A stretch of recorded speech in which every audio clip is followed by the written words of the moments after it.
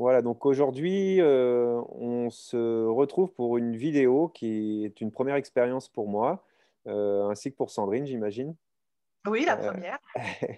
et en fait, alors pourquoi cette vidéo? Parce que j'ai rencontré Sandrine via les réseaux et on a discuté un petit peu et je me suis aperçu qu'on avait pas mal de points communs au niveau de notre parcours.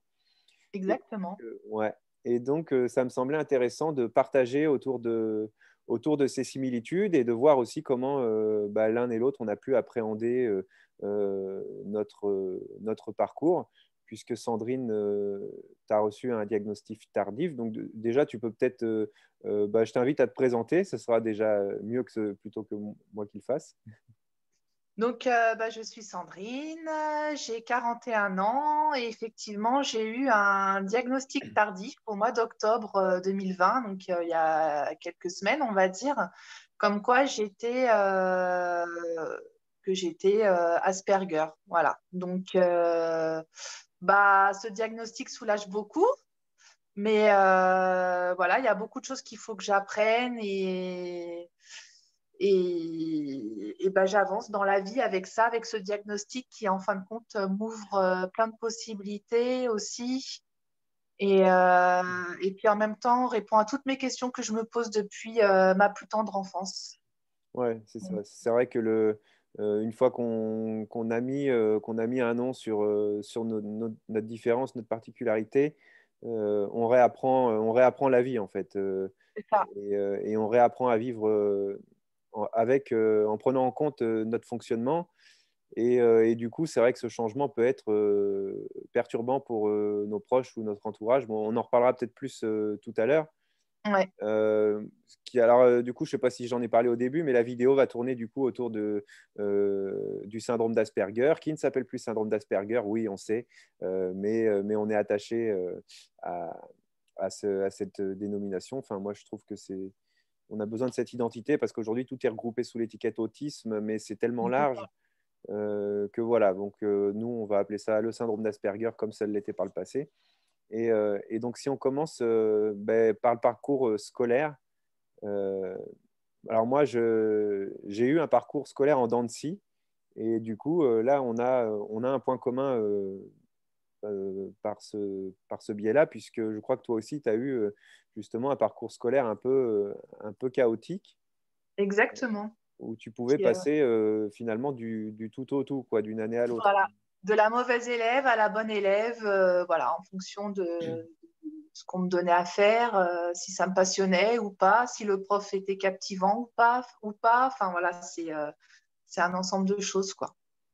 Et c'est vrai que et moi, j'ai beaucoup réfléchi à ça en me disant, mais qu'est-ce qui fait qu'avec certains enseignants, eh ben, on libère quelque part notre potentiel et qu'avec d'autres, on n'y arrive pas.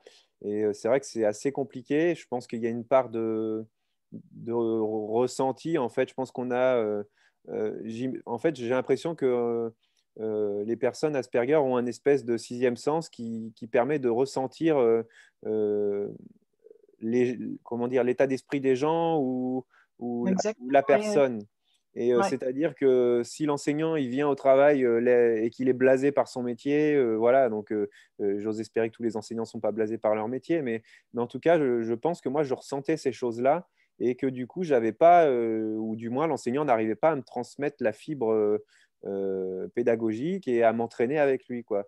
Et, Moi, j'adorais les enseignants passionnés par leur boulot, par ce qu'ils nous apprenaient. Voilà. Tout de suite, c'est plus vivant et on a envie d'écouter, quoi. Ouais, et c'est vrai que moi, à l'école primaire, moi, j'ai deux enseignants que je garde en mémoire et c'est deux passionnés. Et alors il y en a une, c'était une artiste vraiment, très ouverte sur les arts plastiques. Elle nous faisait même un peu de méditation. Enfin, et ça, bah, bizarrement, ça me parlait beaucoup, quoi. Donc, je ne sais pas, toi, si tu as eu des expériences comme ça avec des profs qui faisaient faire peut-être plus du travail manuel ou une approche un peu. Euh, Moi, je sais. Alors, j'ai pas mal d'exemples sur des profs qui m'ont fait baisser mon estime et la confiance en moi. Bon, ça, Ouais. je pourrais t'en citer pas mal. Par contre, ouais, voilà, je dois dire que des profs qui m'ont donné envie. Ça doit se compter sur les doigts de la main. Celui dont je me souviens le plus parce que j'ai eu beaucoup de difficultés avec les mathématiques. D'ailleurs, je soupçonne que je suis dyscalculie. Ça, j'en suis D'accord. pas encore sûre, mais voilà, c'est quelque chose. Et j'avais vraiment de très, très mauvaises notes en maths. Et pourtant, j'aimais les maths, j'avais envie d'apprendre. Et on va dire que j'ai rencontré une fois un professeur qui m'avait une première année, n'avait pas prêté attention à mon travail. Et comme j'ai redoublé, la deuxième année, il avait vu les efforts que j'avais faits parce que je prenais des cours des cours en dehors de l'école pour essayer de rattraper mon retard sur les maths. Mhm. Et là, j'ai commencé à m'intéresser. Il a commencé à s'intéresser et là, voilà, à m'apprendre. Et on va dire qu'il m'a encouragée. Enfin, là, j'ai D'accord. senti que voilà, j'étais passée d'un autre côté. Et du coup, le fait de se sentir encouragée, bah, ça m'a donné de la force. Et donc, je suis passée de 0,5 Ah oui. de moyenne à 12. Voilà. Ouais, Mais bah, j'aurais pu avoir plus, mais bon. Après, il y a eu ouais. des petites choses voilà, qui ont fait que. Mais... Et ouais, c'est une belle progression du coup. Et Oui, on aborde les mathématiques, c'est un sujet qui... Parce que moi, en fait, je suis très nul en calcul mental. Alors, c'est un truc qui m'a toujours frustré oui. quand j'étais en primaire, qu'il y avait les ardoises, là, c'est la maîtresse, elle Ah, disait j'avais horreur de ça, ouais. 8 plus 15 ou ce que tu veux, les autres en 2 secondes. Et puis moi, je buguais clairement devant l'ardoise. Mais par contre, quelques années plus tard, quand je suis arrivé au lycée et qu'on a commencé à attaquer les formules, etc., un peu plus compliquées, eh bien, j'avais plus de facilité parce que là, ça me paraissait plus logique dans l'application. En fait, il fallait respecter une logique de raisonnement. Et là, j'y arrivais quand même un peu plus facilement que la plupart de mes autres camarades. Je ne sais pas si toi, Ouais. Non, tu avais cette facilité-là au niveau de tout ce qui est formules un peu plus sophistiquées. ouais, exactement. Dès l'instant qu'on est rentré là-dedans, ça m'a intéressée. Je me suis intéressée aux maths, que quand j'étais en primaire, je m'y intéressais pas. Je me disais, mais c'est bon, je sais compter, je saurais compter mes sous, je saurais. Enfin voilà, je voyais pas l'intérêt des mathématiques en fait. Puis Ouais. surtout quand on me dit au CP, bon, on va faire un problème. Mm. Ah bon, un problème? Ouais, Il y a un déjà, problème quelque part. rien que Je le mot, savais pas ouais. trop. C'est ça. Je savais pas trop. Donc pour moi, les maths, c'était un problème. Bon, et c'est resté longtemps comme ça. Et quand je suis arrivée au collège, là, on a passé aux formules. J'avais envie d'apprendre tout ça, un peu Mm. même aussi les sciences physiques, tout ça, c'est des choses qui m'ont intéressée. Mais je crois que pour le collège, pour moi, c'était trop tard. J'avais déjà une baisse d'estime de moi-même. J'avais pas trop confiance. Je me trouvais nulle. Donc, je pense que j'ai un peu laissé ça de côté. D'accord. Et il y a vraiment que cette deuxième année de quatrième où là, en faisant des cours particuliers, en ayant un professeur, rien que pour moi, une étudiante qui m'expliquait où j'avais pas le bruit, l'environnement de la classe, tout ça, et qu'en même temps, bah voilà, je disais ah mais j'y arrive et c'est génial. Je le prenais après comme un jeu. Bah là après oui, et puis mon professeur qui a commencé à s'intéresser à moi, qui a vu les efforts que j'avais fournis, Mm. tout ça. Bon bah là j'ai voilà, enfin ça m'a réussi cette année-là Mm. et voilà. Mais bon, ça n'a pas suffi après pour la suite. Il y a Ouais, d'autres matières où j'ai. Oui, parce que toi, du coup, tu as fait 2 quatrièmes. Tu es comme moi, je crois. ouais, j'ai fait deux. T'as redoublé ta quatrième, tu en as refait une deuxième. Et la deuxième était aussi mauvaise que la première? Non? Oui, mais Ou... sauf en Ouais, maths, justement, grâce à sauf en ça. Mais maths. sinon, voilà. Et, Mais le monde à l'envers. ben ouais, ouais. Et là où on se rejoint, du coup, c'est que on a été placés tous les deux dans une troisième. Alors moi, j'appelle ça une troisième adaptée. Oui, Il y en a qui appellent ça la troisième SECPA, je crois, ou des choses comme ça. En fait, alors moi, pour ma part, c'était une troisième où on n'était que 12. Et donc, bah, les autres nous disaient c'est la troisième ghetto parce que, voilà, effectivement, il y avait beaucoup d'élèves en difficulté, avec certains avec des situations familiales très compliquées, issus de milieux défavorisés pour la plupart. Et, euh, et du coup, par contre, moi, ça a été la meilleure année scolaire de toute ma vie, cette troisième-là, quoi. Donc, et toi, tu as eu un peu le même parcours. bah oui, j'ai eu le même parcours parce que faut savoir que j'ai fait allemand en première langue. Donc, déjà, la sixième, j'étais avec les bons dans la classe, mais dans les bons, j'étais la dernière. Euh, quand je suis arrivée en troisième, là, j'étais plus du tout dans le même style de classe. Et alors, c'était pas une troisième spécialisée, mais voilà, je me retrouvais. Alors, je viens du 93, alors je veux pas faire. Voilà, j'ai Mm. très bien grandi, j'ai pas eu, enfin voilà, il n'y a pas eu de soucis. Voilà, j'adore ce département, mais voilà. Mais bon, je me suis retrouvée un peu avec les fouteurs de troupe, quoi, on va dire. Ouais, ouais, des Voilà. caractères On- assez forts. C'est ça. Ouais, Mais j'étais protégée, hein, j'ai pas eu de soucis. Voilà, ouais. on était 4 filles et puis, je sais pas, il devait y avoir une vingtaine de garçons dans ma classe. Enfin, voilà, D'accord. c'était un peu plus, c'était différent. Et puis, donc voilà, la classe était. Mais ça a été aussi ma meilleure année au collège parce que là, qu'est-ce que j'ai pu rigoler. Mais bon, je faisais plus Ouais. rien en classe. Ah oui, Ouais, c'est ça.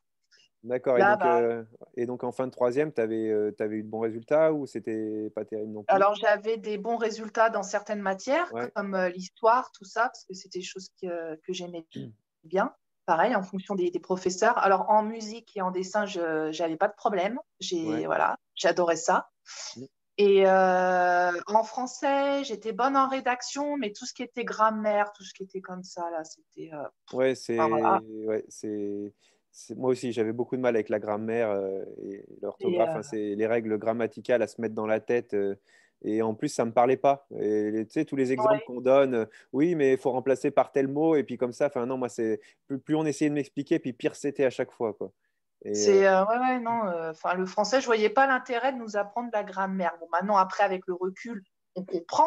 Et oui, sur le moment, moi, si je comprenais pas pourquoi on m'apprenait ça, voilà, je me disais, mais ça va me servir à quoi dans la vie plus tard, quoi. ouais, ouais. Et, à- Et moi, j'ai fait un ouais, blocage vraiment par rapport. J'ai vraiment fait un blocage sur la grammaire et tout. Bon, j'ai retenu certaines choses, mais je crois que de toute mon école primaire, la seule chose que j'ai dû retenir, c'est le A avec accent quand on remplace par avait, là. Mais je crois que c'est à peu près tout, en fait, en termes de grammaire. Et par contre, j'ai réappris la grammaire après dans mon milieu professionnel parce que bah, quand tu es obligé d'envoyer des emails, etc., là, j'ai commencé, mais du coup, j'avais la volonté d'apprendre et j'ai appris un peu plus par moi-même. Il y a plein de choses que j'ignore, mais en tout cas, j'ai beaucoup progressé par ma propre volonté finalement parce que bah, j'arrivais pas à comprendre toutes ces règles qu'on nous imposait à l'époque, quoi. C'est vrai que c'était assez les compliqué. règles, c'est ça, les règles rigides, toujours la même méthode, Ouais, avec les élèves qui suivent et puis ceux qui sont à la traîne. c'est ça. Et Et ça, c'est j'ai frustrant. compris. Ouais. Ouais, et j'ai compris que j'étais autodidacte. En fait, j'ai compris que si j'apprenais par moi-même, s'il y avait un cours, par exemple, d'histoire, parce que j'aimais l'histoire, me passionnait pas et que j'avais pas envie de retenir ou quoi, bah, il suffisait que voilà. Par contre, il suffisait que je lise un livre, que j'allais à la bibliothèque. Voilà, j'étais passionnée à un moment donné tout ce qui concerne la Seconde Guerre mondiale, tout ça, c'est des choses qui m'intéressaient. Et bah, j'ai lu énormément de livres là-dessus. Enfin, je Mm. me suis rattrapée après, même bah, l'histoire de France. Enfin, voilà, il y a plein de choses. Mais c'est pas vraiment l'école, en fin de compte, qui m'a inculqué ça. C'est Ouais. surtout, je Bah, pense, qui donnait le. c'est ton fonctionnement, en fait. C'est ça, oui. Ouais. Et tu as dit une chose aussi sur laquelle je vais rebondir. Euh, tu as dit, en parlant des règles de grammaire, il y avait les élèves qui comprenaient tout de suite et ceux qui ne comprenaient pas. Et quand on est dans ceux qui ne comprennent pas, et ben, ça nourrit encore plus notre frustration et ça nous bloque encore plus. Et ça, c'est quelque chose aussi, moi, à mon époque, peut-être qu'aujourd'hui, à l'école, ça a changé, mais c'est cet aspect compétitif, moi, qui m'a toujours dérangé parce que moi, je ne supporte pas la compétition. Ouais. Moi, je pense que je suis un challenger, mais j'aime bien relever des défis que je me fixe. Et si on me fixe un défi que je ne veux pas faire, ça ne va pas aller du tout. Je vais y aller à reculons et je ne vais même pas y aller du tout. Et je pense que pour en revenir à la troisième, moi, la troisième moi, que j'ai eue, il n'y avait pas d'esprit de compétition entre les élèves puisqu'on était tous aussi mauvais en fait. Et il y avait un esprit vraiment qui était insufflé par les profs, Ouais. un esprit collectif, un Mm. esprit d'équipe et d'entraide. C'est-à-dire que on avait beaucoup plus d'exercices que d'ordinaire déjà. On n'était que 12, donc les profs, ils avaient forcément plus de temps pour nous expliquer. Et ça, je pense que c'est très important aussi pour nos profils, c'est qu'on a besoin aussi qu'on prenne le temps parce qu'on a peut-être besoin d'un peu plus de temps pour assimiler les choses. Et dans cette troisième, ce qui me plaisait, c'est que quand on avait fini l'exercice, on avait le droit d'aller aider nos camarades. Et ça, c'est vraiment important, cet esprit Ouais. d'entraide et de travailler vraiment tous ensemble. Et je pense que c'est par exemple, ça peut être bénéfique à n'importe quel élève, je pense, plutôt que de classer les copies par ordre chronologique de notation, de la meilleure à la plus mauvaise note, et puis de les distribuer dans cet ordre-là. Enfin, c'est juste, enfin, voilà, parce que ça, enfin, moi, je l'ai connu, hein, des profs qui trient du 20 sur 20 jusqu'au 0 et puis Ouais, qui distribuent les copies dans l'ordre. Je trouve ça très, très stigmatisant, ouais, très ouais. maladroit. Moi, ça m'a. Oui, oui, c'est clair. Et nous, enfin, moi, en tout cas, ça me crée plus de blocage que d'envie d'avancer. Mm. Vraiment. Puis Voilà. après, bah, tu as le prof qui en a marre et qui dit bah, de toute façon, tu n'arriveras jamais à rien. Enfin, Oui. voilà, ça arrive hein, aussi. Enfin, ouais, c'est problématique. L'envie d'apprendre, je pense que tout enfant sur Terre a envie d'apprendre, Ouais. mais il faut avoir du plaisir dans l'apprentissage. Il ne faut pas que Ouais. ce soit voilà, quelque chose. On a tous des niveaux différents et voilà, en grandissant, je me rends compte que j'étais capable de faire plein de choses et que j'ai raté plein de choses, justement, à cause de cette école trop rigide. C'est un peu ma colère, en fait. C'est ça que Ouais. j'ai envie de défendre. Ouais. J'ai Ouais. plus envie qu'il y ait un enfant qui soit à la traîne et mis de côté parce que voilà, il s'en sort pas. Parce que nous, on est autistes, d'accord, mais il faut penser à tous ceux qui sont 10, à tous ceux qui Bien ont sûr. des troubles Et, qui sont hyperactifs, tout ça. Enfin, c'est problème de concentration. Enfin, ouais, ouais.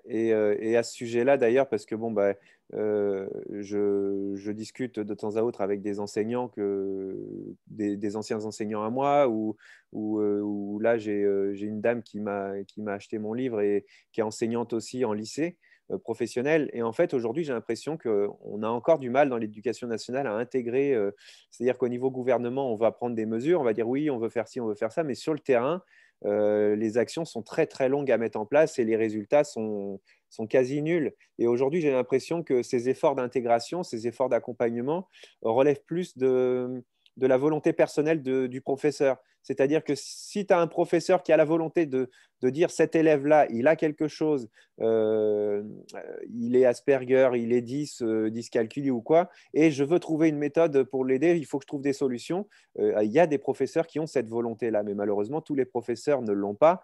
Et les professeurs qui le font, il faut savoir qu'ils le font sur leur temps personnel aussi. Ils font des recherches, ils contactent des associations. Et donc, c'est vraiment une volonté de l'individu. Et donc, ça veut dire qu'on manque, je pense, peut-être d'un cadre au niveau éducation nationale pour structurer vraiment toutes ces démarches d'accompagnement. Et ça, c'est dommage que ça relève juste de quelques professeurs qui vont avoir cette volonté et qu'on ne soit pas plus structuré, quoi.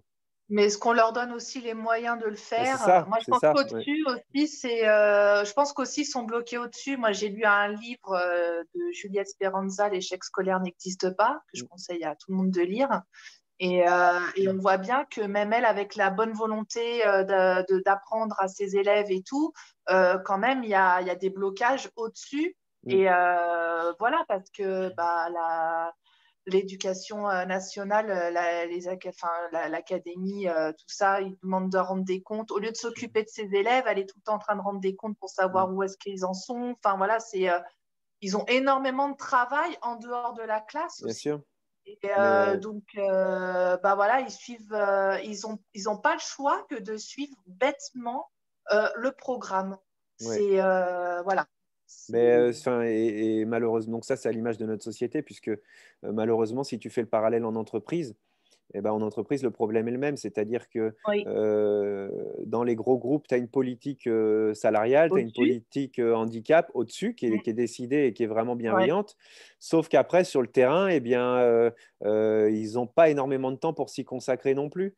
Parce qu'il faut faire des chiffres, il faut faire des indicateurs, il faut sortir la production, etc. Et donc, ça laisse finalement très peu de place à la mise en place de ces démarches d'accompagnement aux personnes qui ont besoin d'un peu plus de soutien ou d'un peu plus de temps. Et finalement, je pense qu'on est sur un problème de société et qui ne va pas se résoudre malheureusement du jour au lendemain. Du jour au lendemain, non. Mais voilà, c'est en discutant qu'on va petit à petit, je pense. C'est en discutant, mais on se rend compte quand même dans les réseaux sociaux, tout ça, qu'il y a quand même des gens qui se réveillent et des choses qui Ouais, avancent, mais c'est encore trop faible. Enfin, c'est ouais, voilà. ouais. Bon, moi, je suis convaincu qu'on va finir par y arriver un jour, mais Oui, voilà, ça va demander du temps. Il va falloir qu'on arrive à éliminer tous les clichés aussi et toutes les appréhensions en lien avec l'autisme, si on prend le syndrome d'Asperger, mais avec toutes les formes de handicap. Hein, parce que malheureusement, aujourd'hui, quand on annonce à son employeur qu'on est Asperger ou qu'on est dyslexique ou dyscalculique ou je ne sais quoi, il y a des appréhensions derrière. Et ça, bah, c'est humain, mais c'est aussi parce qu'on n'en parle peut-être pas assez dans la société, on n'en parle peut-être pas de la bonne manière non plus. Bah, c'est la jungle, hein, c'est un peu la loi du plus fort après, hein. Mm, Voilà. ouais, C'est vrai que cet esprit de compétition, comme on ne l'a pas, nous, donc forcément, ouais, ouais, ouais, c'est ça clair. peut vite devenir compliqué et anxiogène. Ouais. Bon, du coup, on va parler un petit peu de travail. Ouais, Parce que tu as une expérience aussi similaire presque. un peu Ouais. similaire. Euh, bah, je commence moi rapidement, mais en gros, moi j'ai eu, avant d'être diagnostiqué, moi j'ai été diagnostiqué en 2018. Et donc, moi j'ai commencé à travailler en 2007. Bon, j'ai fait différents métiers, hein. Au début, j'ai été dépanneur électroménager. Après, j'ai été vendeur dans un magasin de musique. Donc, je me suis rendu compte que la vente, c'était pas du tout fait pour moi. Donc, euh, j'ai arrêté. Et après, j'ai repris mes études pour faire un BTS et j'ai intégré un grand groupe aéronautique. Et donc, je suis dans ce groupe depuis 2009. Donc, j'ai fait mon BTS en alternance parce que c'était comme un apprentissage. Et derrière, j'ai fait de l'intérim et j'ai été embauché en CDI. Et, euh, et donc j'ai à une époque eu la volonté de bien faire et je me suis impliqué parce que je sentais que j'avais des capacités d'aider les gens en dehors de mes fonctions principales parce que moi, mon métier premier, c'était support informatique sur un logiciel qui pilote tout dans l'entreprise. Mais moi, j'adore la programmation et j'adore programmer des petits outils. Et donc, j'ai vu que je pouvais aider les gens et programmer des choses, etc. Et donc, je me suis investi là-dedans en plus de mon premier métier. Et donc, je me suis créé quelque part une deuxième charge de travail et j'y ai laissé des plumes puisque bah, ma santé a fini par décliner aussi par rapport à tout ça. Et donc, j'ai connu, alors on dit aujourd'hui le burn-out. Bon, c'était plutôt un effondrement professionnel parce que je me suis surinvesti. Et après, j'étais tombé dans une espèce de cercle vicieux où tout le monde savait que je faisais ces extras. Et par contre, les gens ne savaient pas que j'étais en souffrance, mais tout le monde me sollicitait pour ces extras parce que j'étais hyper compétent là-dedans. Donc, j'étais dans une espèce de cercle vicieux où j'aurais dû alerter l'employeur pour dire, bah oui, je suis en difficulté, ça va plus, je peux plus tout gérer. Mais d'un autre côté, je me disais, si je fais ça, Ouais. est-ce que je vais pas me tirer une balle dans le pied et je vais annoncer que je suis faible finalement? Donc, c'était très compliqué. Donc, j'ai rien dit. Et puis, bah, j'ai eu un effondrement physique, effondrement professionnel. Voilà, après, j'ai repris le travail, etc. Et j'ai eu le diagnostic parce que derrière, bah, j'entretenais toujours cette espèce de cercle pas très vertueux. Et donc, j'ai été poussé par un contexte personnel, voilà, la vie de couple qui commençait à dérailler, la vie professionnelle que je commençais à plus supporter. J'ai été poussé vers le diagnostic. Et donc, j'ai été diagnostiqué. Et, euh, et je ne sais plus pourquoi je disais ça. Euh, Sur et le donc, monde voilà, professionnel. voilà, oui, le monde professionnel. Et donc, après, j'ai annoncé mon syndrome. Et suite à l'annonce de mon syndrome, il y a eu une surprotection de l'employeur. Et là, cette fois-ci, j'ai connu quelque chose qui peut s'apparenter un peu plus à un bore-out. Donc, j'ai eu les deux finalement. Mais voilà, donc c'était juste pour introduire et pour dire que toi aussi, tu avais eu cet effondrement professionnel, Ouais. tu l'as déjà vécu. Et donc, ben, je te laisse la parole pour nous faire part, toi, de comment tu as vécu les choses. Euh, Qu'est-ce que tu aurais pu faire pour éventuellement l'éviter aussi? Ça peut être intéressant de se poser ces questions-là parce que ça permet aussi d'éviter que demain ça puisse se reproduire, quoi. Alors là, alors bon, déjà pour en revenir, je vais l'expliquer, mais déjà il faut savoir que moi, donc du coup, à la fin pour mes études, on m'a on m'a dirigé vers une voie professionnelle. Donc j'ai passé un bac pro secrétariat. J'ai pas choisi, hein, j'ai pas choisi ces études. J'avais le choix entre deux lycées, hein, pour faire un BEP carrelage, carreleur ou BEP secrétariat. Bon, moi j'ai dit je vais D'accord. faire du secrétariat, hein. Donc, on m'a pas trop laissé le choix. De là, j'ai pas eu de soucis. Par contre, ouais, pour le lycée professionnel, j'ai pas eu trop de problèmes parce qu'on apprend un métier, tout ça. Donc, voilà, Ouais, j'avais des meilleurs résultats. Et, euh, et du coup, bah, je suis rentrée dans la vie active très rapidement à la sortie de mon bac. Donc, j'ai fait beaucoup d'intérim. Quand on regarde mon CV, on voit qu'au début, il y a beaucoup d'intérim. Donc, il n'y a pas forcément de longues missions. Où il y en a une où je suis restée 2 ans dans une société. Mais après, on se rend compte que c'est assez cyclique. Tous les 3 ans, je change d'employeur. Voilà. Et Donc là, dans les assurances, c'était de l'intérim, mais après, je suis rentrée dans le commerce. Et là, on voit que tous les 3 ans, je change. Ouais. Et je me rends compte que c'est devenu quelque chose qui revient sans arrêt. C'est-à-dire que la première année, ça va. La deuxième, je montre tout mon potentiel. Et la troisième, je vais trop loin et j'en peux plus. Ouais. Enfin, et je finis par démissionner. À chaque fois que je fais un job, je finis par partir. Il faut savoir que le syndrome Asperger pour la femme, il y a un masque social. Même pour l'homme, je ne sais pas, mais enfin voilà, en tout cas, Oui, bah, de toute pour la façon, femme, oui, c'est pas universel, c'est mais effectivement, on dit que les femmes ont plus de capacité à masquer leurs les difficultés. Ouais. difficultés, voilà, Bon, ça n'empêche pas exactement, qu'il y a des hommes qui peuvent le faire aussi, hein, voilà, c'est faut ça. pas. Mais majoritairement, les Oui. femmes y arrivent plus facilement, oui.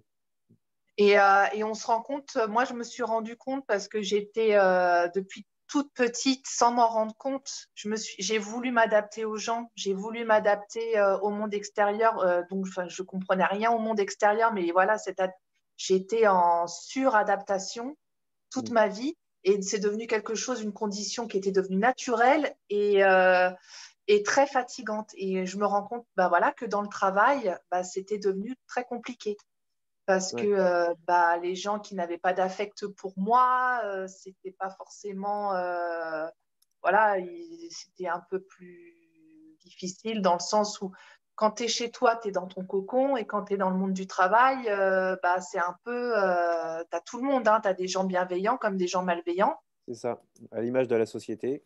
à l'image de la société, qu'en plus, bah, je suis d'une grande naïveté. Enfin, Mm. voilà, il faut savoir que les blagues, l'humour, tout ça, c'est quelque chose que j'ai du mal à... Alors, j'ai beaucoup d'humour, hein, faut pas croire, Mm. mais le second degré, tout ça, l'implicite, c'est quelque chose de très compliqué. Et Quand il y a une surtout, situation, ouais. Et surtout avec les personnes qu'on connaît mal. Moi, je c'est sais ça. qu'avec les collègues que je connais bien, maintenant, je sais quand ils blaguent. Et voilà. Mais c'est vrai qu'avec des personnes qu'on connaît pas trop, on sait pas, on connaît pas, on dit, mais quelle intention elle a derrière, quoi. Voilà. Est-ce qu'elle se fout de moi? Est-ce qu'elle me reproche quelque chose? Enfin, c'est compliqué Et, à et comprendre. puis Ouais. surtout, on ne sait pas y répondre. Enfin, on Ouais. sait pas. On a un moment d'attente où on se dit, mais comment on doit réagir? On ne Mm. sait pas nous-mêmes comment réagir face à cette situation. Donc, dans le monde du travail, même si, enfin, moi, je le camouflais énormément. Je riais parce que tout le monde riait, mais je Voilà, comprenais rien à ce qui se passait, c'est quoi. ce que j'allais dire quand tu as dit on ne sait pas comment réagir. J'allais dire bah, si on est plusieurs et si on est en groupe, bah, on fait copier-coller, on fait comme les autres, quoi. Parce qu'on ne C'est sait pas, ça. donc on s'adapte de cette manière-là. C'est-à-dire que bon, bah, là, les gens rigolent, c'est que ça devait être drôle, donc on va rigoler. Et au final, effectivement, cette chose-là, on le fait quand on n'est pas diagnostiqué, on se sent mal à l'aise. Enfin, moi, en tout cas, c'est comme ça que je le vivais. Je me sentais mal à l'aise. Effectivement, ça m'est arrivé de rigoler à des trucs que je ne comprenais pas pourquoi. Mais c'était presque un processus presque inconscient, je dirais, quoi. C'est-à-dire que je me disais pas, ah bah tiens, là, tout le monde rigole, faut que je rigole. C'est-à-dire que je me sentais d'abord mal et ensuite, je faisais un peu comme les autres, mais sans pouvoir le verbaliser, en fait. Et c'est pareil, des fois, il y a des expressions. Moi, je sais que mon patron, il m'a dit, je sais que Sandrine, vous en avez sous le coude. Ouais. Je me suis dit, mais qu'est-ce qu'il veut dire par là? J'ai quoi sous le coude? Et en fait, sur le moment, j'ai fait, bah oui, j'en ai sous le coude. Je sais, voilà, enfin, moi, j'ai dit, oui, oui, je suis capable de plein de choses. J'ai plein de choses à vous démontrer. Mais en fait, voilà, après, en réfléchissant, je suis sortie de cette réunion et je me suis dit, mais qu'est-ce qu'il a voulu dire? Après, on refasse la conversation. J'ai dit, mais non, c'était pas dans ce sens-là. En fin de compte, c'était dans le sens, j'en ai sous le coude. Bah, j'aurais pu en faire plus. Enfin, voilà, je Ah savais oui, plus trop. ah Ouais, oui. ouais. Ouais, parce que Enfin, moi j'aurais cru que, enfin pour moi quelqu'un qui dit ça, effectivement, c'est comme tu l'as interprété, c'est t'en as sous le coude, ça veut dire t'as encore du potentiel à libérer, quoi. bah, c'était pas trop sur le côté potentiel. Ça restait un peu dans cette optique-là, mais c'était plus dans le style, t'en as sous le coude, tu sais ce qui se passe, tu sais ce qu'il y a, mais D'accord, tu ok. veux rien dire. C'était plus un truc comme ça, quoi. C'était, Ouais, c'est vrai qu'il y a des tu expressions qui montres pas. sont, ouais, Ouais, c'est ambigu. Bon, ouais, c'est des petits détails, mais voilà, ça résume assez, voilà, enfin, l'implicite, les sous-entendus, tout ça, ça devient très compliqué. ouais. Et puis aussi, bah, il suffit qu'on soit sympa avec moi, j'aurais tendance à être très naïve et à me dire, bah, lui, il est sympa ou elle est sympa. et je fais pas attention. Je raconte trop ma vie. Ouais, Enfin, mais je fais trop confiance. moi, c'est C'est vrai qu'à une époque, bon, moi, au travail, j'ai une personne que je connais depuis mon adolescence. Et c'est vrai elle m'a dit fais attention à, voilà, à ce que tu dis, ceci, cela. Parce que moi, je suis quelqu'un sans filtre, quoi. Je peux parler ouais, de de tout tout, et sans, sans tabou. sans tabou, finalement. Ouais, c'est Ouais, vrai. ouais, ouais, Parce que je vois pas pourquoi il y aurait des tabous sur des sujets de la vie de tous les jours. Ou, voilà. ouais. Euh, et juste, il y avait un truc qu'on avait parlé la dernière fois quand on s'est vu au téléphone. Euh, euh, Moi, j'expliquais que euh, en situation de stress, etc., je pouvais avoir des étourdissements, des vertiges, je pouvais avoir mal au ventre et puis avoir comme la diarrhée voilà, aller aux toilettes pendant 2 heures. Euh, Toi, tu as eu aussi pendant ton enfance, etc., ton corps qui Même encore réagissait, maintenant. Ouais. même encore maintenant, de manière assez violente. Exactement. Ouais, et du coup, Disons que je fais. Alors, déjà, je peux être en état de stress pas possible, et puis ça peut monter jusqu'au malaise vagal. C'est ouais, quelque chose, voilà, trop de bruit, un environnement trop, vous voyez, trop bruyant, trop de blabla, où j'arrive plus à gérer, où j'ai une surcharge ou quoi, bah voilà, mon corps s'effondre et je fais un malaise vagal. Après, avec le recul aussi, je me rends compte que je peux avoir des boutons, des aftes, enfin, c'est des choses, enfin, même au niveau du cuir chevelu et tout, enfin, c'est des choses, voilà, ça ressort, le stress ressort et je fais l'eczéma, des non? malaises. T'as des poussées d'eczéma des fois quand tu... Oui, ça m'est arrivé, Ouais, ouais, ça m'est exactement. arrivé aussi, ouais, une époque où j'en pouvais vraiment plus. J'avais jamais eu ça, mais j'ai eu des plaques qui sont sorties au niveau des yeux carrément. Voilà. Après, je suppose que le cœur les extrasystoles, c'est le cœur Ouais. ouais, Mais c'est, ça, à la rigueur, c'est pas que propre à l'autisme, parce que je pense que non, quelqu'un d'hypersensible et tout. Mais en tout cas, moi, je sais que mon cerveau, il sait dire stop. ouais, Et c'est souvent justement dans les choses où voilà, où je suis plus. Alors, il faut savoir que quelqu'un d'autiste n'est pas capable de suivre une conversation banale. mm, Voilà. Ça m'est arrivé de tomber dans les pommes parce que on disait au revoir, on était chez des amis et on disait au revoir et que ça traînait ça traînait, et ouais. que, et que chez moi j'avais une surcharge parce qu'on avait passé une soirée, on avait beaucoup parlé parce que c'est hyper fatigant pour nous en fin de compte les interactions sociales Ouais, parce qu'on est obligé de faire l'effort de comprendre. On regarde la gestuelle, on regarde le regard. Il n'y a pas que les mots qui sortent. On ouais, regarde un ensemble de choses et c'est très usant. Et donc après une soirée comme ça, quand on dit bon bah on y va, salut et tout, c'était sympa. Et puis que derrière, bah, ton conjoint il continue de parler et que toi tu es là en train de te dire j'ai qu'une envie, c'est de partir parce que j'en peux ouais, plus. ouais. Bah là voilà, je fais un malaise. D'accord. Mais ça, effectivement, enfin, alors moi, je fais pas de malaise. Par contre, je peux devenir très, très irritable et me mettre en Et colère. aussi, Parce ouais, que, et ça, en fait, c'est un truc que mes parents m'ont toujours dit. Ils m'ont toujours dit, depuis que tu es tout petit, en fait, tu étais avec nous devant la télé et d'un seul coup, tu te levais, tu allais te coucher, tu disais rien à personne. ouais, Parce que je bah, sentais que ça la m'étonne fatigue pas. était là et j'y allais. Et en fait, aujourd'hui, c'est un peu similaire. Et notre problème, je pense, en tant que personne autiste Asperger, c'est qu'on ne on sent pas venir la fatigue et elle nous tombe d'un seul coup dessus. Et Ouais, quand on dit je suis fatigué, c'est qu'on est crevé, crevé et que ça peut plus durer, qu'il faut qu'on se couche, quoi. c'est vrai qu'on la sent pas la fatigue. C'est Ouais. ça qui est, Et même pour encore moi c'est le plus aujourd'hui, dur. ouais. Et même encore aujourd'hui, je dis à ma femme, des fois le soir ou quoi, je lui dis, je suis fatigué, là, je vais me coucher. Mais d'un ton, voilà, parce que je tiens plus. Et puis, si elle voulait faire un truc ou voilà, ou finir de regarder un film ou quoi, je peux être irritable en fait parce que j'en peux plus. Et quand je dis je suis fatigué, c'est stop, stop, stop, c'est urgence, quoi, alerte rouge. Euh, Bah, voilà. d'accord.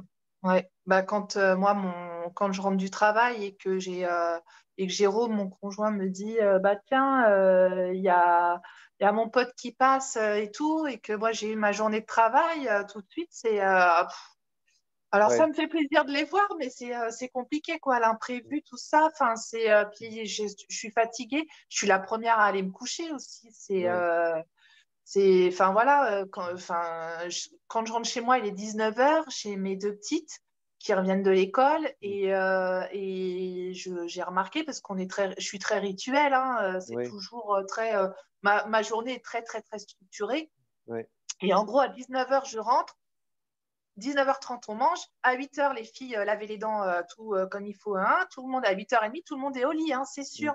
Et moi, je me dis, bon, chouette, j'ai ma soirée, 8h30. Et puis à 9h, en fait, je m'endors parce que je n'en Ouais. peux plus. Bah C'est oui, ça. oui. Ouais, c'est clair, c'est clair. Et, et effectivement, oui, enfin, en revenir sur la fatigue, je pense que c'est vraiment ce qu'il y a de plus pesant et ce qui est de plus handicapant en fait pour nous, c'est cette fatigue qui. Et puis aussi, on a, je ne sais pas si c'est ton cas, mais euh, j'ai refoulé cette fatigue pendant des années, hein, parce que Ouais. l'effondrement physique, il vient au fil des années aussi. Et quand tu te forces, tu te forces, tu te forces, à un moment donné, le stop, le corps, c'est vrai qu'il peut plus du tout, quoi. Et on se retrouve couché pendant plusieurs jours à plus pouvoir bouger, quoi. Mais moi, toute ma vie s'organise sur cet état de fatigue. Ouais. Avant même le diagnostic, voilà, je savais qu'on allait avoir des invités, je savais qu'il fallait que je me repose l'après-midi, sinon le soir, je ne tiendrais pas. Ouais. Si ouais, cet état de fatigue, bon, c'est des choses ouais, je m'organisais tout autour de ça. Enfin, je me préparais psychologiquement longtemps à l'avance pour pouvoir assumer bah, enfin, les rendez-vous, tout quoi. Ouais, ouais, mais c'est un peu mon cas. Moi, par exemple, si quand on part en vacances, ma femme, elle sait que j'ai besoin de faire la sieste en début d'après-midi parce que sinon, je vais pas tenir le reste de la journée. Donc, c'est vrai que c'est des choses qui peuvent être difficiles à comprendre pour nos proches. Bon, je pense qu'à force de vivre avec nous et s'ils sont encore avec nous, Ouais, c'est quelque... c'est qu'ils ont compris. Mais c'est vrai que en fait, il faut que nos proches soient aussi bien constitués pour accepter tout ça. Euh, et du coup, ça permet. Là, c'est peut-être le moment de parler du coup un peu de la vie de couple. David. Je pense qu'il y a l'avant-diagnostic et l'après-diagnostic. Aussi, ouais, Ouais, ouais. Ça, c'est général, que ce soit pour la vie de couple et le travail, effectivement. c'est ça. Il Ouais. y a- Il y a aussi, oui, en fin de compte, tout, hein. Tout Mm, est comme ça. Hein. Bah, l'avant-diagnostic, bah, enfin, moi, je suis quelqu'un de tête en l'air. mm, J'oublie souvent les choses. Je peux partir en laissant un robinet ouvert. Je peux oublier mes clés. Chercher mon portable, je crois que je suis là. Je ne cherche pas 10 fois mon téléphone portable dans la journée. Enfin, il y a plein de choses comme ça. Aussi, bah, le fait d'être fatigué, cette fatigue, on n'est pas trop là aussi pour les tâches ménagères. Enfin, voilà, on a un peu des difficultés là-dessus à démarrer. Euh, Il y a la fonction exécutive aussi que j'ai vue, c'est quelque chose de compliqué aussi pour nous, mm. de démarrer une activité. Et donc, du coup, on fait tout, on fait rien, parce qu'en même temps, bah, voilà, quand on a envie de ranger, moi, une pile de linge, j'ai envie de ranger par couleur, partout. Enfin, voilà, par trier très, très bien les choses. Mais au lieu de faire une tâche ménagère qui doit normalement durer une demi-heure, avec moi, ça dure 2 heures ou 3 heures, jusqu'à D'accord. épuisement. Donc, souvent, je ne commence rien, parce que je sais Ouais, d'avance que voilà, ça va être compliqué pour moi. Et ouais, donc, pour le conjoint, c'est compliqué, parce que bah, on se rend compte que voilà, normalement, les tâches ménagères, à notre époque, c'est 50-50, et que là, ça devenait 80-20, c'est-à-dire 80 monsieur et 20 pour moi. mm. Donc, on va dire, ouais, la chance que tu as, hein, mais bon, C'est c'est pas tout. pas, ouais, c'est pas, ça pose forcément des problèmes à un moment donné. Mais ça Euh, peut poser, ouais, dans la vie de couple, ça peut mm, devenir compliqué. Et puis bon, d'être en l'air sans arrêt comme ça. Enfin, j'ai eu, même vis-à-vis de mes filles, enfin, il y a des choses, c'était devenu compliqué. Enfin, fallait que je me ressaisisse. Mais je faisais toujours attention, mais voilà, c'était devenu usant et pour le conjoint incompréhensible. Donc, le fait d'avoir le diagnostic, il se dit, ah, mais je comprends mieux pourquoi tu as réagi comme ça ce jour-là. Ah, mais je comprends mieux pourquoi il t'arrive ça. Enfin, voilà. Et ça Et donc permet là, aussi, à l'avenir, ça permettra aussi d'anticiper et d'éviter que des situations inconfortables puissent se reproduire, quoi.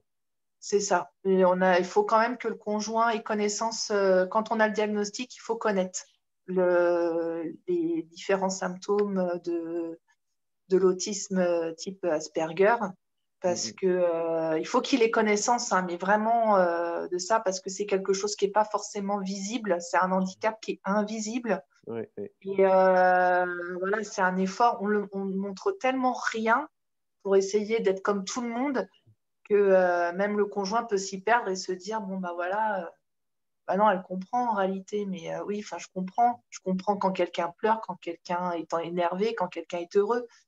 Mais il y a beaucoup de choses qui sont compliquées. Sont pas... Déjà, de l'expliquer, c'est compliqué. Ouais, Alors, il faut se faire suivre, faut lire, voilà, il faut partager, il faut témoigner ouais, ouais. énormément. Et ouais, c'est vrai que moi, au début, je me rappelle, parce que euh, moi j'ai beaucoup progressé sur le plan social grâce à Anaïs, ma femme, parce que au début où j'étais avec elle, euh, ben, alors déjà, euh, ça me fait sourire parce qu'elle dit souvent que tu sois content ou pas content, heureux ou malheureux, tu as tout le temps la même tête. Et donc ça, c'est c'est assez drôle, mais il y a beaucoup de vérité là-dedans. Et donc la difficulté qu'elle avait au début, c'était donc du coup qu'elle ne savait pas dans quel état j'étais et je n'exprimais rien parce que j'étais incapable de comprendre moi-même ce que je ressentais en fait. Donc c'est-à-dire que si j'allais être contrarié, j'allais me mettre en colère, j'allais voilà, avoir des comportements inappropriés sans moi-même En chercher à disproportionné, en plus. ouais, disproportionné, exactement. Et Mm. sans comprendre, moi non plus, pourquoi je suis comme ça. Et donc, elle m'a beaucoup amené à réfléchir sur mes comportements. Et donc, elle m'a fait beaucoup progresser. Mais c'est vrai que ça a été une difficulté pour elle au début. C'était bah, de comprendre pourquoi, comment j'agissais, pourquoi je faisais ci, pourquoi je faisais ça. Et elle a mis beaucoup de temps à y arriver, quoi. Moi, je pense que le secret de mon couple, c'est bah, j'ai la chance d'avoir un conjoint bah, déjà qui est compréhensif, qui a envie d'apprendre aussi. Je pense Mm. qu'il m'aime assez pour se dire, bah écoute, t'es autiste, on va voir ce que c'est. Il s'est renseigné, voilà.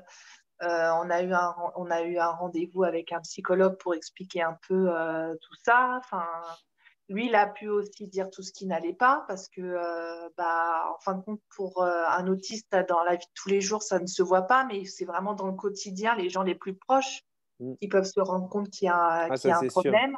Ça, c'est sûr. C'est ce qui est déstabilisant pour les gens en dehors du cercle Ouais. familial restreint. Même les Euh, amis ne comprennent pas. les Enfin, amis, les collègues, les oncles et tantes d'un peu plus loin qu'on ouais, voit 2 fois à l'année, ils comprennent pas parce qu'eux, ils disent, non, mais non, c'est pas l'image que j'ai de toi. Et donc, ouais, et ça, c'est blessant aussi pour nous parce que une personne qui annonce une maladie, on remet pas en cause le diagnostic d'un cancer ou de je ne sais quelle autre maladie.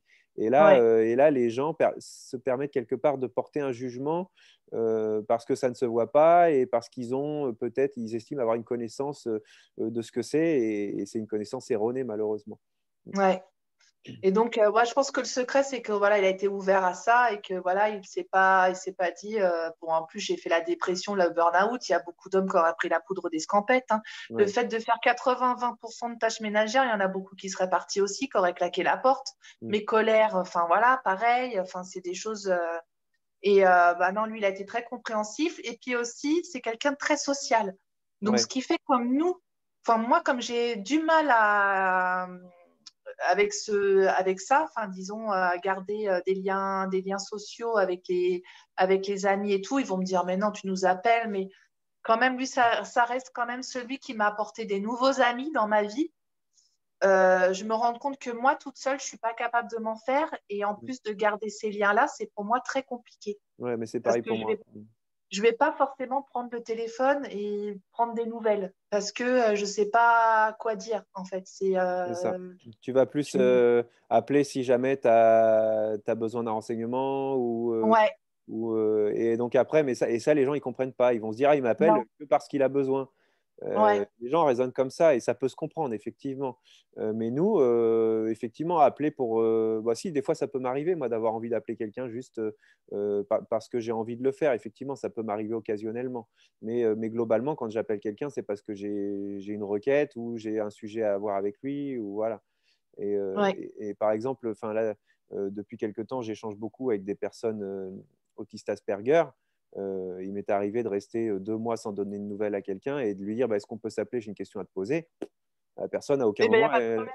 la personne, à aucun moment, elle va dire attends, tu te fous de moi, tu restes 2 mois sans me donner de nouvelles, Ouais, ouais. n'importe quoi. Voilà. Et non, enfin, je veux dire, nous, on se limite à l'essentiel, en fait, en tant que personne Asperger, on se limite à l'essentiel, quoi. C'est-à-dire que si j'ai un ami, je veux dire n'importe quoi, si j'ai un ami avec qui j'aime faire de l'escalade, je ne fais pas d'escalade, mais Oui. je vais le voir pour faire de l'escalade. Si du jour au lendemain, je ne fais plus d'escalade et que je passe au vélo, je ne sais même pas pourquoi je te dis tout ça, en fait, Mais mais non, tout, mais tu as raison, c'est ça. mais, En fait, ouais. et ben, je vais plus prendre de nouvelles de mon ami pour faire de l'escalade. Mais si par contre, un an après, je vais avoir envie de faire de l'escalade, je vais rappeler mon ami avec qui je faisais de l'escalade. Euh, et, euh, et, euh, et ça, il y a des personnes qui ne comprennent pas. Et parce que pour elles, c'est pas comme ça qu'une relation amicale doit fonctionner. Et je pense que pour qu'une relation amicale fonctionne, il faut aussi que les personnes, et ça c'est valable pour nous, c'est valable aussi pour les autres, c'est qu'on ne soit pas dans le jugement en fait. Il ne faut pas juger. Et moi, aujourd'hui, j'ai un seul vrai ami, mais j'ai eu des périodes où on est resté 2 ans sans se donner de nouvelles du tout. Et Ça m'étonne pas. quand on se revoit et qu'on s'appelle, c'est la folie, on rigole. Enfin voilà, c'est ça que j'aime en fait. Moi, je ne cherche pas les relations amicales. Ouais, de toute façon, tu donnes jamais de nouvelles, ceci, cela. Enfin non, oui, bah enfin, en gros, il faut aussi. C'est pas que je veux pas faire d'efforts, c'est qu'il faut aussi accepter les gens tels qu'ils sont. Voilà. Moi, j'ai remarqué, j'en ai beaucoup laissé. J'ai eu, enfin, voilà, j'ai rencontré plein de gens dans ma vie, et puis il y en a que j'ai laissé sur le carreau parce que je donnais pas de nouvelles, hein. C'est des choses, voilà, c'est quand on regarde en arrière, voilà, il y en a plein qui sont certainement fâchés vis-à-vis de moi parce que je donnais pas de nouvelles ou des choses comme ça. Mais pour moi, entretenir une relation amicale, c'est quelque chose, je ne vois pas l'intérêt d'appeler. Enfin, moi, je me dis, voilà, on s'est vu la dernière fois, même si c'était il y a une semaine, un mois, 2 ans, ou il y a 2 ans en arrière, ça s'est bien passé, on a vu qu'on s'appréciait bien, on s'aime bien. Bon, bah voilà, je vois pas l'intérêt après de donner des nouvelles et enfin, j'arrive pas là-dessus, quoi. Oui, oui, Pour oui, moi, ça change rien. oui, je comprends. Après, ça t'est jamais arrivé, sous le coup de l'impulsion, de dire, ah tiens, je vais l'appeler parce que tu voulais partager une bonne Parce que je nouvelle ou culpabilise, ouais. Mais non, parce que je parce que tu culpabilise. culpabilises. Ouais, Donc, tu le fais pas par envie, tu le fais plus par non, obligation. ouais. D'accord. Mais Ok. après, bon, j'ai envie d'avoir, mais je me dis, mais voilà, moi, en plus, le téléphone, j'ai un problème avec le téléphone. Moi, c'est voilà, le fait de ne pas voir les gens. Quand j'appelle les gens, c'est pour leur dire on se voit quand. Mm. Parce que ça serait plus ça. Donc oui, j'ai envie de les voir, mais enfin, quand je vais les contacter, c'est pour se dire on se voit quand, parce que j'ai plus envie de voir la personne, en fin de compte. Bien sûr. Mm. Moi, une conversation par téléphone, bah voilà, quand on voit pas le visage de la personne, enfin, moi, j'ai connu en plus dernièrement des quiproquos parce que, voilà, je dis des choses, quand on écrit, hein, des fois, on ne fait pas Ouais, gaffe. Il ouais. suffit de la mauvaise ponctuation, du mauvais truc, un silence de trop par téléphone ou quoi, on ne voit pas le visage de la personne. On Et tout de peut, suite, ouais, ça peut prendre des proportions compliquées. c'est vrai. Et donc, du coup, si, allez, je vais prendre des nouvelles de la personne, mais dans le but de la voir, pas de rester au téléphone. Bien sûr. Ouais. Bien sûr. C'est, Donc c'est parce que tu as un objectif à la clé. ouais, ouais, j'ai un objectif. Et je Exactement. pense qu'on fonctionne par objectif. De toute façon, on ne fait pas les choses par hasard dans nos modes de fonctionnement. On fait les choses en suivant une logique qui nous est propre, hein, mais c'est comme ma femme, elle me dit en fait. Alors ma femme, des fois, elle me dit, ah là là, tu me fascines. Parce que en fait, elle trouve que dans chaque chose que je vais faire, ne serait-ce que de laver une casserole, j'ai une logique et j'ai une méthodologie en fait. Et donc, on ne fait pas les choses par hasard. Donc, effectivement, passer un coup de fil à quelqu'un, c'est parce que derrière, ça ne va pas être juste pour dire salut, ça va, au revoir, quoi. Il va y avoir un objectif derrière. Bah, j'ai essayé hein, d'appeler des fois des personnes comme ça, enfin, juste pour prendre des nouvelles sans objectif derrière, mais en fait, je me rends compte que je ne sais pas quoi dire. Ouais, ouais. Je... Bah, où Bah, pourquoi t'appelles? ça dure 45 secondes, quoi. Ouais, voilà, c'est ça. Bah, écoute, je t'appelais comme ça.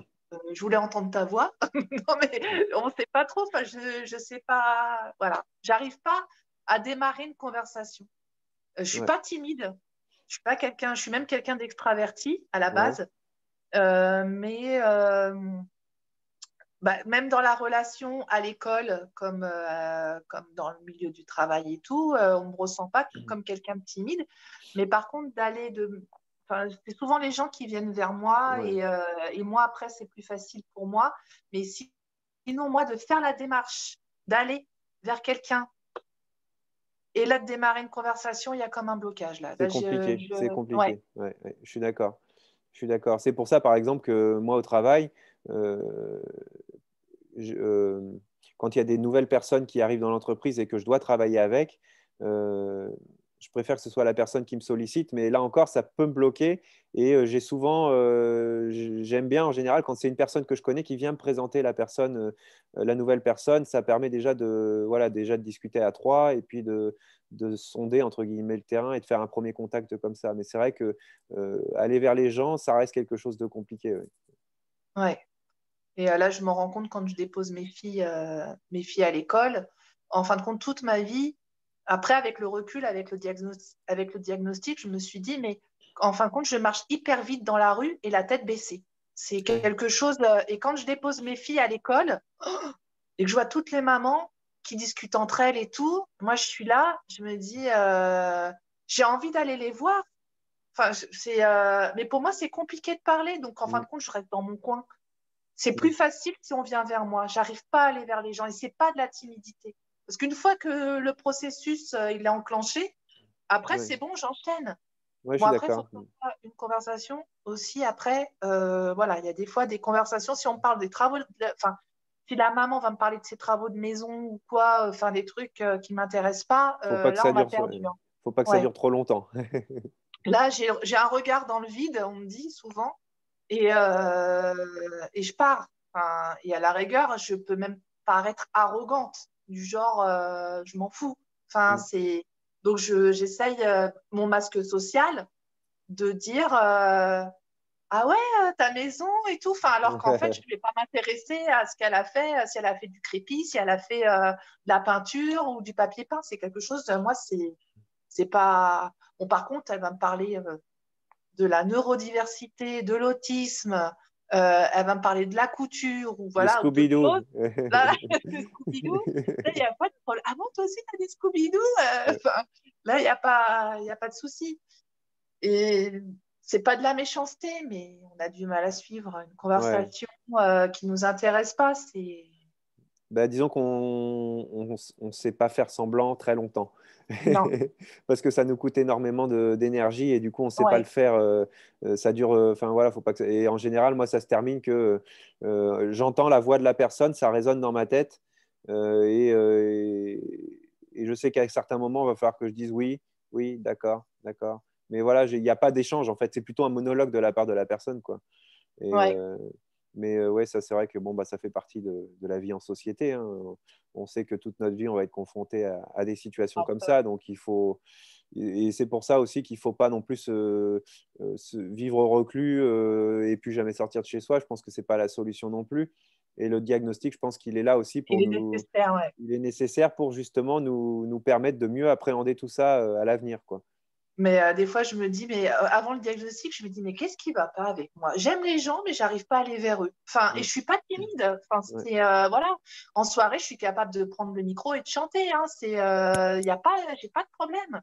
ouais, ouais. Et je me dis, mais et pourtant, avec le recul, quand je discute avec mon frère, des gens qui m'ont connu enfant, me voyaient comme quelqu'un de timide, Ouais, mais moi pas du aussi. tout.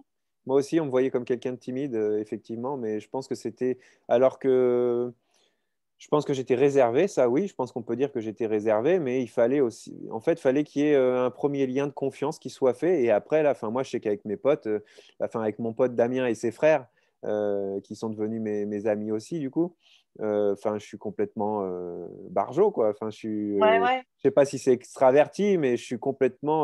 Enfin, je me lâche complètement quand on joue. Moi, mon exutoire, c'est les jeux vidéo et on joue beaucoup ensemble en ligne. Et je peux pas dire que je suis hystérique, mais je me lâche complètement, quoi. Je lâche la pression Ouais, et même au travail avec des collègues que j'aime bien, je peux faire un peu le foufou, ouais. faire des blagues, être un peu le fanfaron et puis le comique de service, quoi. Euh, donc non, je suis pas quelqu'un de timide, mais parce qu'en plus, j'ai été capable de faire de la scène à une époque de ma vie et tout. Donc, voilà. Mais il faut effectivement qu'il y ait ce premier contact qui soit fait. Et il faut aussi que les gens prennent le temps de nous connaître. Parce qu'on ne se révèle pas si la personne n'est pas sincère non plus en face, parce qu'on Mais va on va le ressentir. il faut rappeler que ça, ce problème-là, ce n'est pas un problème de caractère. C'est notre cerveau. Oui, C'est quelque chose qui reste et qui bloque. oui, Moi, je n'arrive pas à sortir les mots. On va à table, il y a 10 personnes à table, il y a trop de bruit, il y a plusieurs conversations. Déjà, d'en suivre plusieurs, c'est impossible. Et en plus de dire enfin, des fois, des mots ne sortent pas. mm, Je peux dans une soirée être pipelette pendant une demi-heure et après, on m'entend plus pendant 2 heures. mm, Parce qu'en fait, c'est pas que j'ai pas envie d'échanger, c'est qu'à un moment donné, mon cerveau, il sait plus. Il n'arrive pas à sortir les ouais. choses. Il se met C'est sur, il se met sur off, ouais, ouais. Et nous, on s'en rend compte en plus de ça. Et on ouais. se dit, mais qu'est-ce qui m'arrive? Enfin, et là, on regarde les autres et on se dit, mais qu'est-ce qui m'arrive? Pourquoi j'arrive pas à sortir un mot? Et quand on commence à sortir un mot, là, la conversation avec les autres sont déjà terminées, qui sont passés à autre chose. Et nous, on est complètement en décalage. Ouais, ouais. Là, ça m'a fait sourire. J'ai eu mon cousin que j'avais pas vu depuis plus d'1 an et tout, qui m'a appelé dernièrement parce que bah, j'ai fait mon coming out autistique, on va dire, et Mm. j'ai des nouvelles des gens comme ça qui m'aiment, enfin voilà, qui me donnent des nouvelles et ça me fait extrêmement plaisir. Et il m'a dit, bah, c'est pas grave si tu es autiste, voilà, bon, c'était mon cousin. Mais elle dit, mais c'est vrai que quand on faisait des blagues, tu rigolais, mais longtemps après.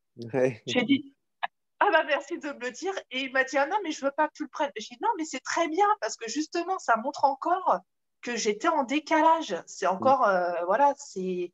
Maintenant, j'ai besoin de l'entendre. J'ai besoin que les gens me disent, oui, tu as été en décalage. Pas d'entendre dire, mais non, t'as pas de problème, Sandrine, t'es normale, t'as jamais rien. Non, Mm, mm, mm. moi, depuis la primaire, la maternelle, je le ressens, ce décalage, d'être différente comme les autres, des autres enfants.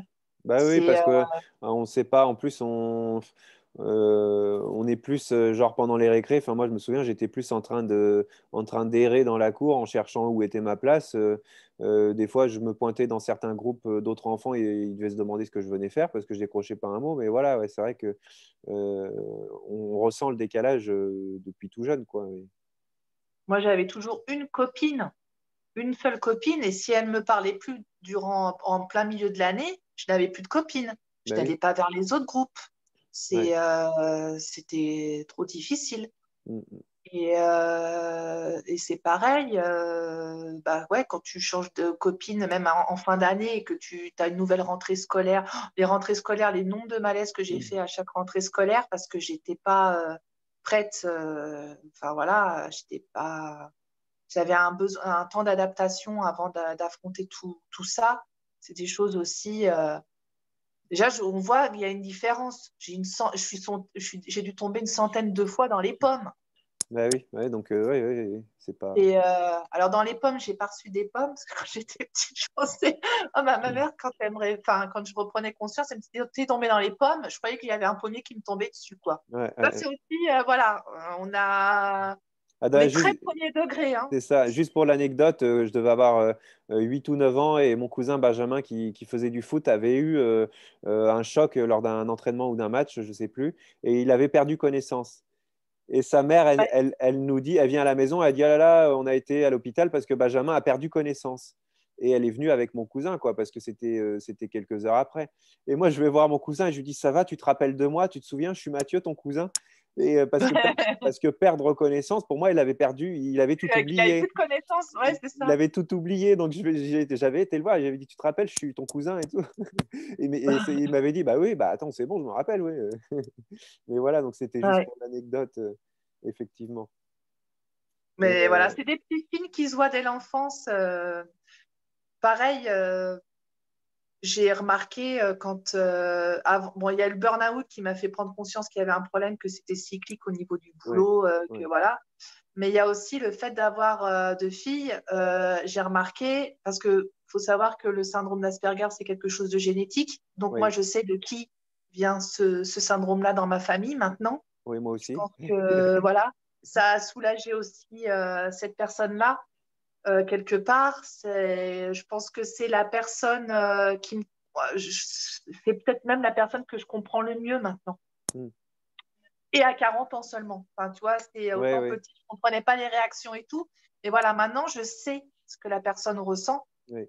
Et donc, du coup, bah, avec mes deux filles, je me suis aperçue que voilà, il y en a une où je me dis, mais avant d'avoir le diagnostic et ce burn-out, je me dis, mais il y a un problème, il y a quelque chose. Mm. J'arrivais pas à savoir c'était quoi. Mais et c'était souvent dans des situations de groupe. Ouais, ouais. Il n'y avait que moi qui le remarquais, ça. Parce que j'ai que deux filles, donc ma fille, qui je soupçonne ça, je la voyais avec les autres enfants.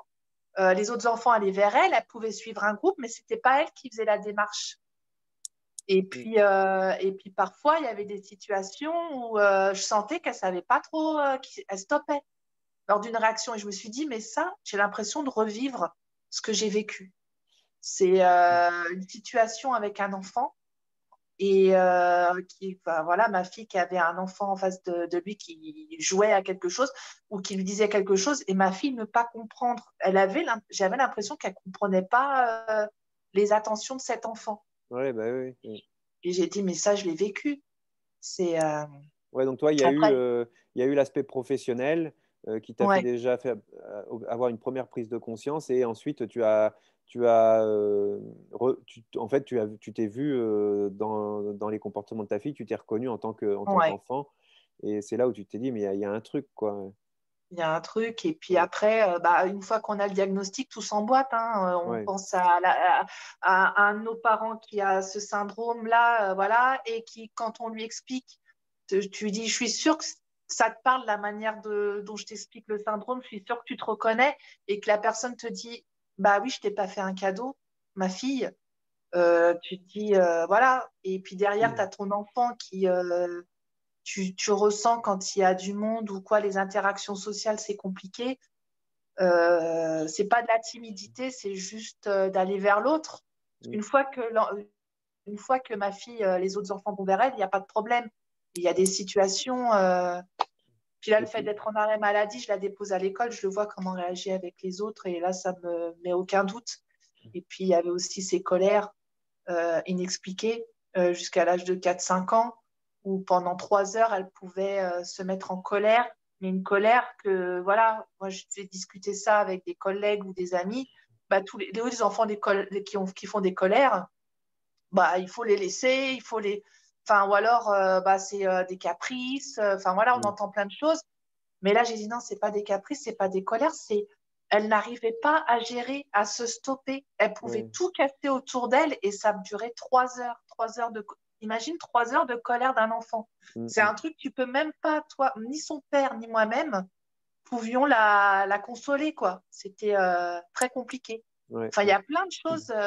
Alors, ma psychologue, elle m'a dit, mais est-ce que vous avez ressenti ces colères-là quand vous étiez petite? J'ai fait non, mais moi, j'ai fait mes malaises.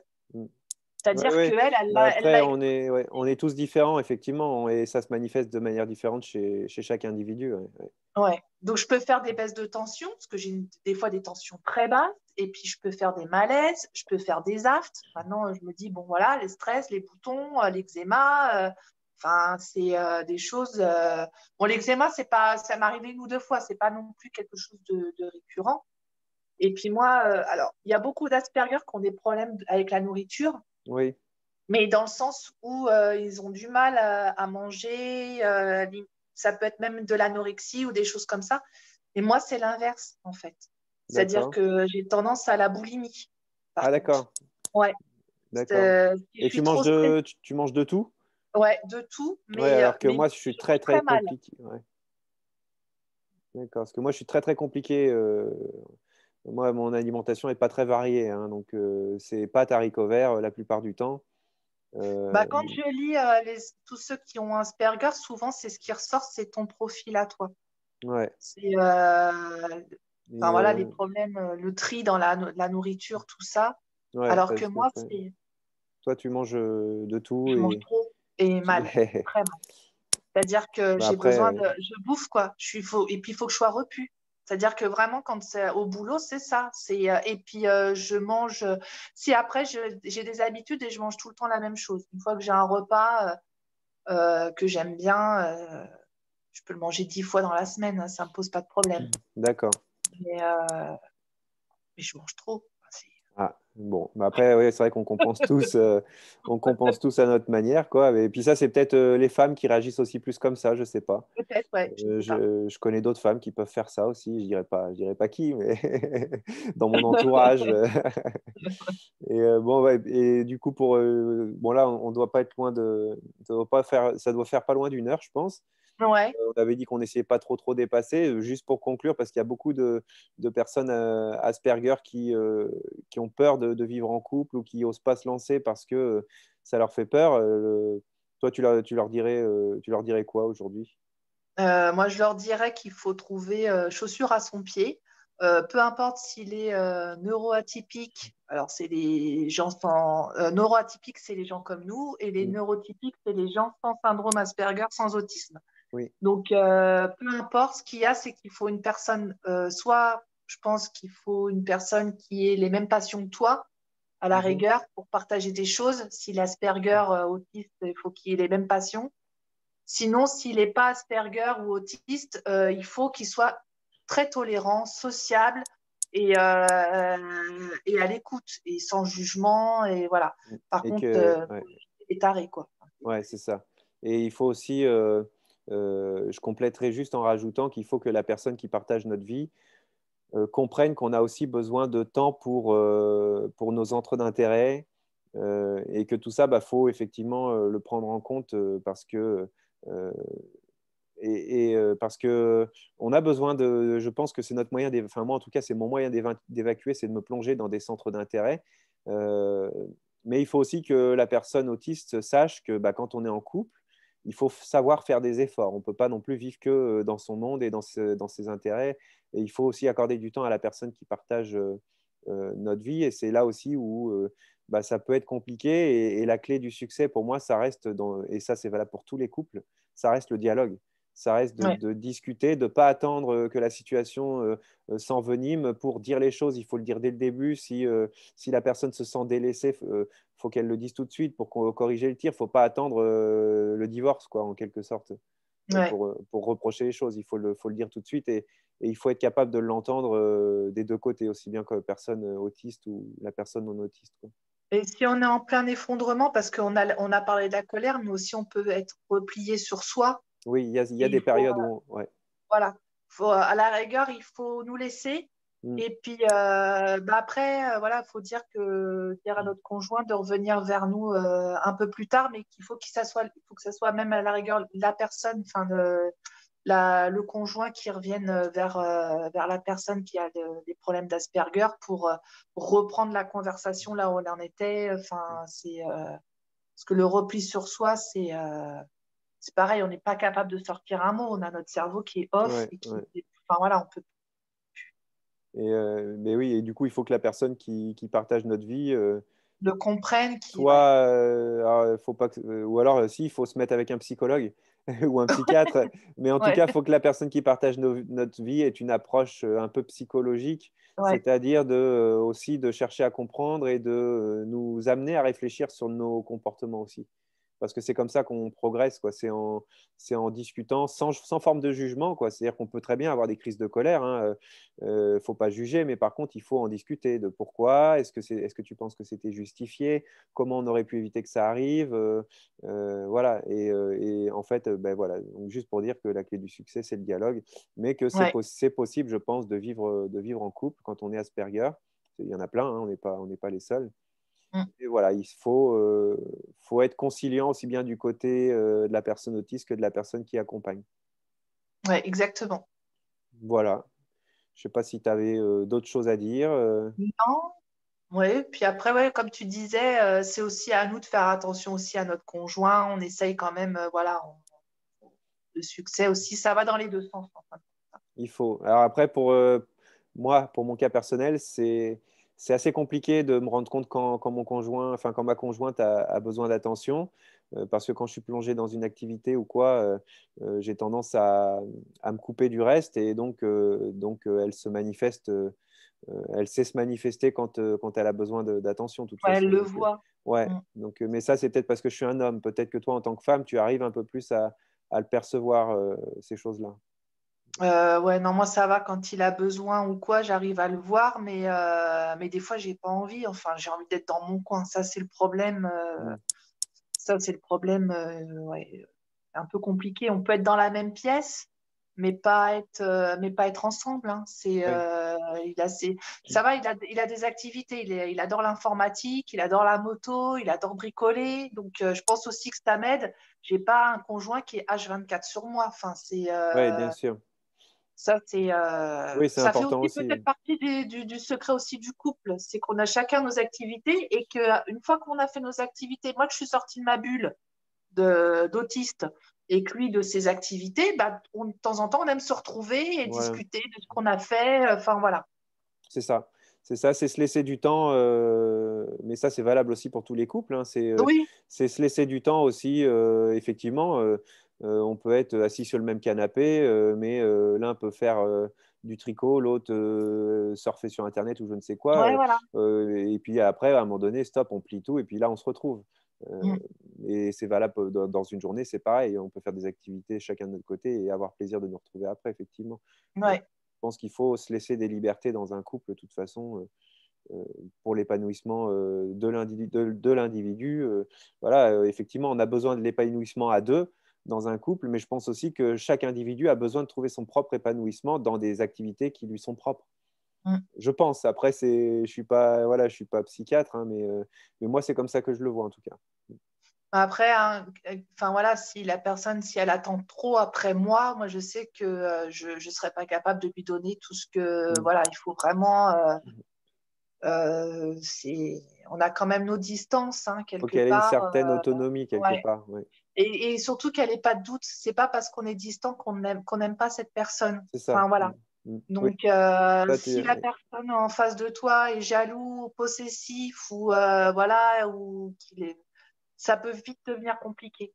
ouais. Donc, mais déjà, c'est compliqué dans un couple, on va dire, normal. Oui. Mais, euh, mais voilà, Mm. il faut que le conjoint sache que voilà, c'est pas parce que je vais pas vers lui, que je l'ai pas regardé pendant, ça fait 3 heures que je suis à côté sans le regarder ou quoi, que je ne l'aime pas. C'est pas, enfin, ça Bien n'a rien sûr, à voir. bien sûr. Et Mais ça, c'est vrai que ça peut être compliqué pour le conjoint à comprendre. Ouais.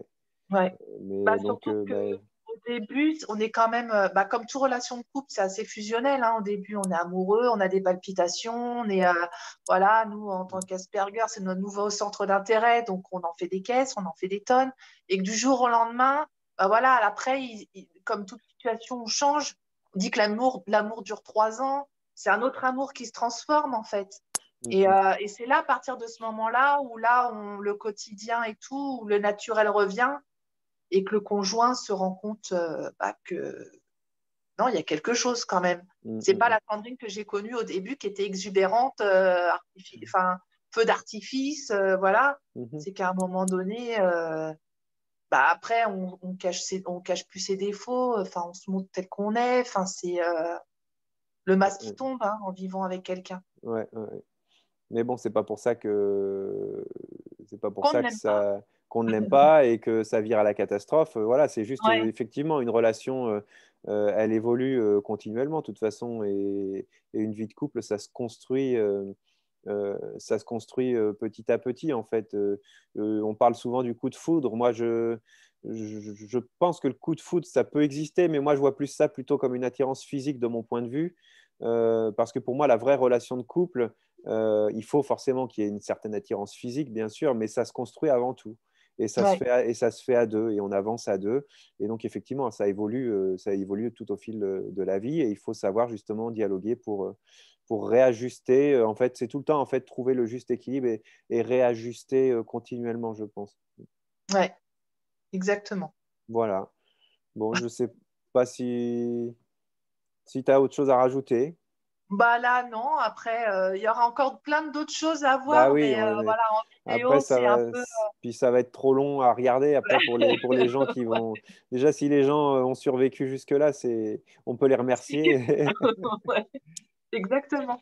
Non, non, il y a plein de choses qu'on aurait pu. Voilà, on a parlé Ah bah, tu as parlé rapidement des rituels, etc. Mais voilà, enfin, des rituels, que ce soit monde professionnel, vie familiale, on en a tous. Et ça aussi, c'est quelque chose qui reste, qui peut perturber les conjoints ou les collègues, ou voilà. Donc, et qui nous va nous perturber si justement il y a le petit grain de sable qui vient se mettre dans le rituel, ça va nous mettre en colère ou nous perturber complètement, quoi. Mais bon, ouais, exact. ouais. Ouais. Bon, on n'a pas le temps de tout dire. Bah non. C'est toute une vie à raconter presque Ouais, c'est ça, pour comprendre le syndrome. c'est Il faudrait vrai. une biographie par autiste pour comprendre l'autiste, en fait. Ouais, ouais. Oui, parce qu'on est tous différents aussi. Il y a quand même des traits Ouais. communs, mais et c'est ça qui est assez intéressant, et c'est pour ça que je voulais qu'on échange aujourd'hui. C'est parce qu'on a des parcours qui se ressemblent, mais voilà, tu as vécu les choses à ta manière, moi à ma manière, et donc je trouve que c'était vraiment intéressant qu'on puisse échanger autour de ça. Enfin, puis bah, moi, ça m'a fait une expérience aussi. Oui. Donc voilà, donc je suis plutôt satisfait de cet échange. Bah, moi aussi, je suis assez satisfaite, surtout qu'on va dire que tu es le premier Asperger avec qui j'ai vraiment un véritable échange. Comme j'ai eu mon diagnostic là en octobre, voilà, Ouais, bon, c'est très récent. voilà, c'est très récent. J'ai vu enfin voilà, il y a quelques groupes sur Facebook sur lesquels je vais, enfin voilà, notamment pour les femmes, tout ça. Mais on va dire que voilà, j'étais un peu toute seule dans ce monde-là. Et puis bah, là, je découvre qu'il y a des personnes comme moi. Et on va dire que c'est vraiment le premier à qui j'ai vraiment échangé sur le sujet et qui comprend en fin de compte Ouais. complètement les choses, quoi. Ouais, ouais. Mais il y en a Donc ça d'autres. fait du bien. Ouais, ouais, il y en a d'autres. Après, voilà, sur les groupes sur le syndrome d'Asperger sont aussi à l'image de notre société. Donc, tu retrouves les mêmes individus que dans la société générale. Donc voilà, tu as les gens qui sont compatissants, tu as les gens qui vont être un peu plus catégoriques, qui vont camper sur leur position, qui vont pas vouloir faire d'efforts. Enfin, donc il y a un peu de tout. Donc il faut Ouais. là aussi, il y a des gens avec qui ça va pas passer, il y en a d'autres avec qui ça passera. Donc, Mm. mais voilà, mais globalement, moi, enfin, jusqu'à ce jour, je suis plutôt satisfait de toutes les rencontres que j'ai pu faire. Donc, Oui, moi aussi. donc voilà. Donc, Moi aussi. Très enrichissant.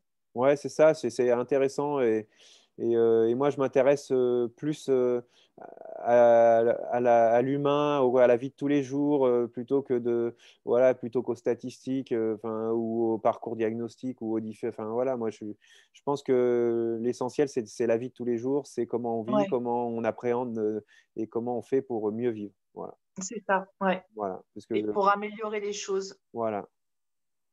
Bon, bah écoute, Bah écoute, c'est parfait.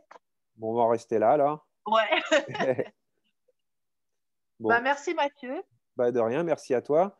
Et puis, bah, je te dis à très bientôt. Ok, à très bientôt. Bon, bah, pas pour se donner des nouvelles et pour parler de la pluie du beau temps, mais à l'occasion. Ouais, ouais, pas de souci. À bientôt. S'il y a d'autres sujets à Ouais, aborder, n'hésite pas. très bien, pas de souci. Allez, au revoir. Salut!